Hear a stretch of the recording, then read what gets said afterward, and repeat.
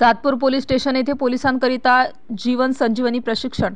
Satpur police station येथे भारतीय भूलतज्ञ संघटना नाशिक व डॉक्टर वसंतराव पवार वैद्यकीय महाविद्यालय नाशिक यांच्या संयुक्त विद्यमाने नाशिक शहरातील सातपूर पोलीस स्टेशन येथे पोलीस अधिकारी व अंमलदार होमगार्ड यांच्याकरिता सातपूर पोलीस स्टेशन येथे जीवन संजीवनी प्रशिक्षणाचे आयोजन करण्यात आले होते। या प्रशिक्षण देण्यासाठी उपस्थित असलेले भारतीय भूलतज्ञ संघटना नाशिकचे डॉक्टर अनिता नेहते तसेच डॉक्टर राहुल भांबरे यांना मार्गदर्शन केल्याबद्दल वरिष्ठ पोलीस निरीक्षक रणजित नलावडे, पोलीस निरीक्षक विश्वास पाटील यांनी पुष्पगुच्छ देऊन स्वागत केले।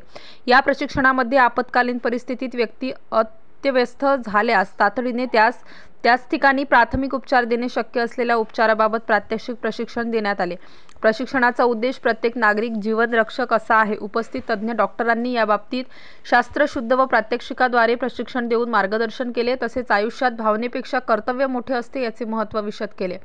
सदर प्रशिक्षण सत्रात उपस्थित पोलीस अधिकारी व अंमलदारांना वरिष्ठ पोलीस निरीक्षक रणजित नलावडे, पोलीस निरीक्षक विश्वास पाटील यांनी मार्गदर्शन केले। या प्रशिक्षणासाठी सातपूर पोलीस ठाण्याचे सर्व अधिकारी, अंमलदार, होमगार्ड उपस्थित होते। कार्यक्रमाचे आयोजन झाल्यानंतर पोलीस निरीक्षक विश्वास पाटील यांनी आभार मानले।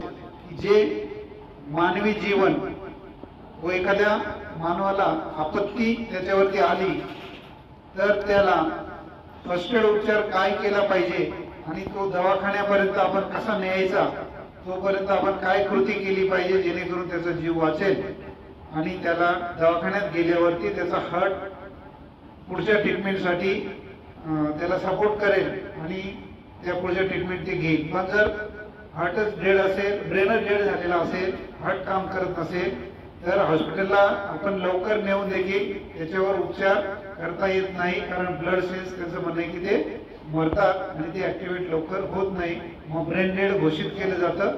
आता आपण ऐकतो पेपरमध्ये ब्रेन डेड तर ब्रेन डेड काय असतं ते आता तुम्हाला समजलं असेल की पेशंट ब्रेन डेड कसं का म्हणतात त्याला, कारण त्याला रक्तपुरवठा जसं ग्लुकोज आणि ऑक्सिजन मॅडम म्हटल्या त्याला दिला गेला नाही तर ब्रेन आपला डेड होतो आणि मग त्याच्यावर पुढे उपचार होऊ शकत नाही। बाकी अवयव शरीराचं कुठलंही तुटलं असेल ते दुरुस्त करता येतं, फक्त दवाखान्यापर्यंत वैद्यकीय अधिकारी एखादा तज्ञ त्याचे उपचार येईपर्यंत आपण त्याचं हृदय चालू ठेवलं पाहिजे, ब्रेनला रक्तपुरवठा होत राहिला पाहिजे।